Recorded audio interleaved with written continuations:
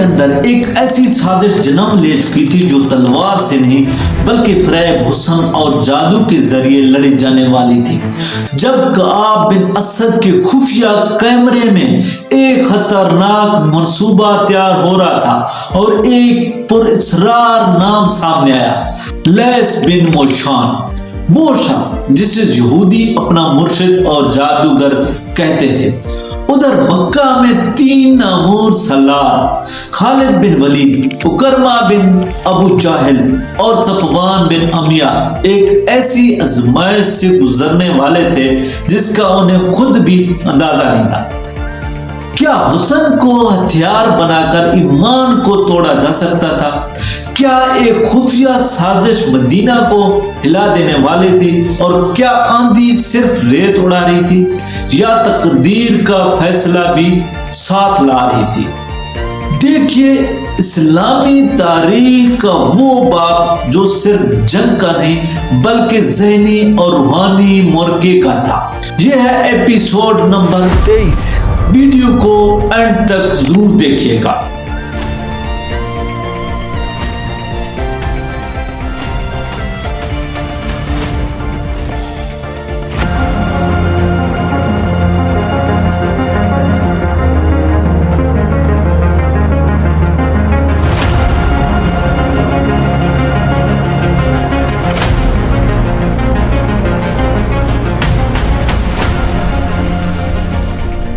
بوڑھے یہودی نے کہا، ہم اسے ساتھ لائے ہیں اور ہم اسے بھی ساتھ لائے ہیں جو محمد صلی اللہ علیہ وسلم کو نعوذ باللہ قتل کرے گا۔ اب ہم انتظار نہیں کر سکتے۔ ہم سب کو امید تھی کہ قریش، غطفان اور ان کے دوسرے قبائل اسلام کے نام و نشان مٹا دیں گے، مگر ہر میدان میں انہوں نے شکست کھائی۔ ہم نے انہیں مدینہ پر حملہ کے لیے اکسایا تھا، وہ یہاں سے بھی بھاگ نکلے۔ خدا یہودیہ کی قسم، آپ تم نے مسلمانوں پر کب سے حملہ نہ کر کے بہت برا کیا۔ میں اس کی وجہ بتا چکا ہوں۔ کعب بن اسد نے کہا، وجہ صحیح تھی یا غلط؟ مامور یہودی نے کہا، وقت ہاتھ سے نکل گیا ہے، اب ہم قریش کی فتح کا انتظار نہیں کر سکتے۔ اس نے یحییٰ سے کہا، لیث بن موشان کو بلاؤ، دوسرے کو ابھی باہر رکھو۔ یحییٰ کمرے سے نکل گئی، واپس آئی تو اس کے ساتھ لیث بن موشان تھا۔ وہ ایک بوڑھا یہودی تھا جس کی عمر 70 کے لگ بھگ تھی۔ اس کے سر اور داڑھی کے بال دودھ کی طرح سفید ہو چکے تھے۔ داڑھی بہت لمبی تھی، اس کے چہرے کا رنگ سرخ و سفید تھا۔ اس نے اونٹ کے رنگ کی کباب پہن رکھی تھی۔ اس کے ہاتھ میں لمبا عصا تھا جو اوپر سے سانپ کے پن کی طرح تراشا ہوا تھا۔ لیث بن موشان کو یہودیوں میں جادوگر کے نام سے شہرت حاصل تھی۔ شعبدہ بازی اور کالے علم میں وہ مہارت رکھتا تھا۔ وہ مکہ اور مدینہ کے درمیان کسی گاؤں کا رہنے والا تھا۔ اس کے متعلق بہت سی روایت مشہور تھی، جن میں سے ایک یہ تھی کہ وہ مردے کو تھوڑی سی دیر کے لیے زندہ کر سکتا ہے اور وہ کسی بھی مرد یا عورت کو اپنے تابع کرنے کی طاقت رکھتا تھا۔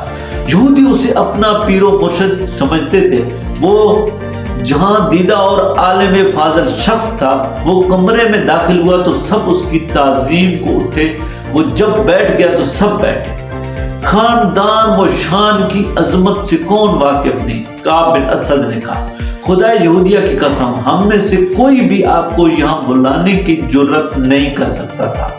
یحییٰ شاید آپ کو لے آئی ہے، میں پیغمبر نہیں۔ کعب بن اسد، لیث بن موشان نے کہا، میں یہ خوبصورت الفاظ سننے کا عادی نہیں اور تعظیم و احترام کا وقت بھی نہیں۔ کوئی نہ بلاتا تو بھی مجھے آنا تھا۔ تم لوگ اپنے فرض کی ادائیگی میں بہت وقت ضائع کر چکے ہو۔ تم سے یہ لڑکی اچھی ہے جس نے وہ کام کر لیا ہے جو تمہیں کرنا چاہیے تھا۔ معزز موشان کعب بن اسد نے کہا، ہم نے ابھی اس انتہائی اقتدام کی سوچی نہیں تھی۔ اگر ہم محمد صلی اللہ علیہ وسلم کے نعوذ باللہ قتل جیسا خوفناک ارادہ کرتے بھی تو یحییٰ کو استعمال نہ کرتے۔ ہم اتنی خوبصورت اور جوان لڑکی کو استعمال نہیں کر سکتے۔ کیوں نہیں کر سکتے؟ لیث بن موشان نے کہا، کیا تم فراموش کر بیٹھے ہو کہ ساری دنیا پر خدا یہودیہ کی حاکمیت ہو گئی؟ दाऊद के सितारे की कसम, बनी नौ इंसान पर बनी इसराइल की हकीमियत कायम करने के लिए हम सबको कुर्बानियां देनी पड़ेगी। हमें इंसान की फितरी कमजोरियों को अपने हाथ में लेना है। क्या तुम नहीं जानते कि मर्द क्या चाहता है? आला नस्ल के हैं घोड़े और मैं गुलाम यहोवा के साथ खड़े कर दूं। किसी से भी कहो कि उसे जो पसंद है वो ले जाए।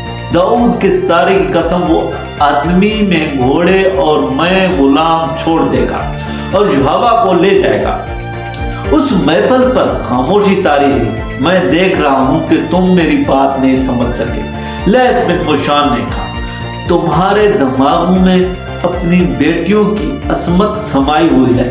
मेरी बात गौर से सुनो। असमत का शर्म और हया के साथ कोई ताल्लुक नहीं। ये एक हथियार है जो हमें अपने दुश्मनों को बेकार करने के लिए इस्तेमाल करना है। बद्दी क्या है, नेकी क्या है? मैं जानता हूं तुम मुझे क्या जवाब दोगे। ये जवाब सही होगा, लेकिन जब तुम दुनिया के कोने कोने तक यहूदियत को पहचानने की बात करोगे तो बद और नेकी के मानी बदल जाएंगे। मोहम्मद सल्लल्लाहु अलैहि वसल्लम बुराई और बद्दी को खत्म कर रहे हैं। हमें बुराई और बद्दी पैदा करनी है, मगर हम खुद बुरे और बदकार नहीं होंगे। अगर तुम रोए जमीन पर फैली हुई नस्ल इंसानी को अपनी गुलामी के जहन्नम में डालना चाहते हो तो गैर यहूदियों को जन्नत दिखाओ, उन्हें जन्नत की हूरें दिखाओ, उन्हें मीठी शराब पिलाओ।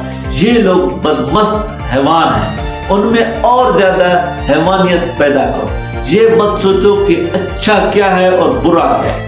ये देखो कि यहूदियत की हकीमियत के लिए क्या अच्छा है। ख्वाह वो बुराई ही हो। उसने यहोवा की तरफ देखा और बोला, उन्हें बताओ, यहोवा उन्हें समझाओ। यहोवा के ऊंटों पर मुस्कुराहट डाले और उसने एक कहानी सुना दी। ये कहानी चंद माह पहले मक्का से शुरू हुई थी। यहोवा ने शर्मो हजाब के बगैर सबको सुनाया कि वो कुरैश के 3 नामूर सलार खालिद, उकरमा और सफवान को अपने हुस्न जवानी के इल्म में अलग अलग गिरफ्तार करना चाहती थी। उसने उन्हें आपस में टकराने की सोची थी, लेकिन उनमें कोई भी उसके हाथ नहीं आया। उसने ये भी सोचा था कि वो तीनों के दिलों में अपने सरदार अबू सुफियान की नफरत पैदा कर देगी, लेकिन खालिद पत्थर साबित हुआ। यहोवा ने कहा, उसने मुझे ललकारा नहीं, लेकिन वो दिलचस्पी भी जाहिर नहीं की जिसकी मुझे तवक्को थी। मेरा ख्याल है करमा और सफवान पर खालिद का ही असर है। ये तीनों चंगो जतल के दल दादा हैं, उसके सिवा कुछ सोचते ही नहीं। यहोवा मायूस ना हुई, उसने अपनी कोशिश जारी रखी। खालिद से उसने तवज्जो जल्दी हटा ली, क्योंकि उसके दिमाग में ही एक सौदा समाया हुआ था कि मुसलमानों को मैदान में शिकस्त देती है और रसूल अकरम सल्लल्लाहु अलैहि वसल्लम को मैदान जंग में या जंगी कैदी बनाकर नौज़ुबिल्लाह कत्ल करना है। एक रोज यहोवा मक्का से 4 मील दूर एक गांव में गई और दिन के पिछले पैर वहां से वापस चली। उसके साथ 2 लड़कियां और 3 आदमी थे। वो सब यहूदी थे और 2 घोड़ों वाली गाड़ी पर सवार थे। अभी आधा रास्ता भी तय नहीं हुआ था कि सहराई आंधी आ गई जो रेत के टेलों को उड़ा ले जाती है। एक तो उसकी रफ्तार इतनी तेज होती है कि तनोमंद आदमी भी पांव जमा कर खड़ा नहीं रह सकता। अगर जिस्म का कोई हिस्सा नंगा रह जाए तो रेत इतनी जोर से टकराती है कि खाल उतरती महसूस होती है। ऊंट घोड़े पे काबू होकर भाग उठते हैं। अचानक रेत की एक दीवार जो जमीन से आसमान तक पहुंचती हुई थी बड़ी तेजी से आई और उन यहूदियों की घोड़ा गाड़ी को उस दीवार ने निगल लिया।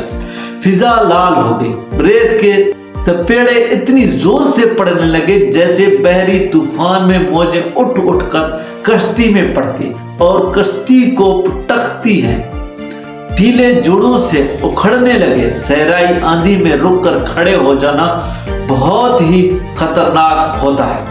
रेत उस तरह जिस्म से टकराकर हुई इकट्ठे होने लगती है जैसे कोई बेलचे से रेत फेंक रहा हो।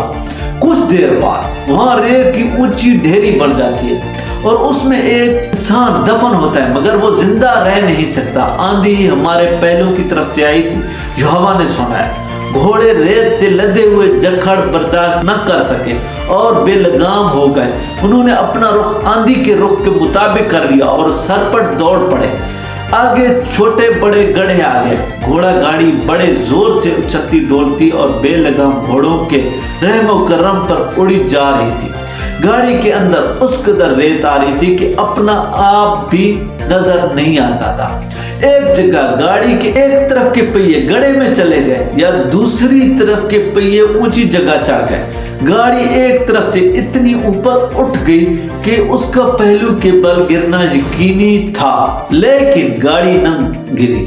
उसे इतना सख्त झटका लगा कि मैं जो उस तरफ बैठी थी लड़क कर बाहर जा गिरी। गाड़ी आगे निकल गई। मैं कला बाजियां खाई गई। संभल कर उठी और अपने साथियों को पुकारा, मगर आंधी के सन्नाटों और उसकी चीखों में अपनी आवाज मुझे भी मुश्किल से सुनाई दे रही थी। दोस्तों, ये था हमारी वीडियो एपिसोड नंबर 23। हमारे YouTube चैनल हाल इधर स्टूडियो को जरूर सब्सक्राइब कीजिएगा, लाइक कीजिएगा और एक प्यारा सा कमेंट कीजिएगा। शुक्रिया। Subscribe now.